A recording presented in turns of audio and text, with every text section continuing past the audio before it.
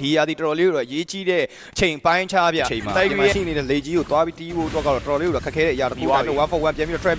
ပြန်ပြီးတော့ flicker ရော explosion ရောပေးထားတယ် ပြီးသွားမှာပဲကျွန်တော်မျှော်လင့်လို့ရမှာတာတရားပြီးအောင်များတယ်ဗျာ objective fire ကတိုးလို့တော့မရတော့ရင်းနေနဲ့ map open ထားတဲ့ data တခုမလို့ hand lot of vibes blink explosion တွေကြားတယ် combination တခုတော့ YG ပုံဖော်နိုင်ခဲ့ပြီဗျာ ပြီးရင်လေဦးကျန်နေခဲ့တကောင်မှာရိုက်ခွဲထားတယ်ပဲ မရှိသေးတဲ့ data တခု CK ban အနေနဲ့ရင်တော့လိုက်ပြီးတော့ attention တော့ထားနေ TNC mounting shot ကပြန်ပြီးတော့ရနေပြီဗျာနောက်ကနေပြီးတော့ raw ပြန်ပြီးပါလာနေတဲ့ data တခုမှာဒီ law objective ကိုဘယ်သူအများ retribution ဦးအောင်နဲ့ကြည့်ရမှာတော့ explosion ပေးလိုက်ချင်မလီနာ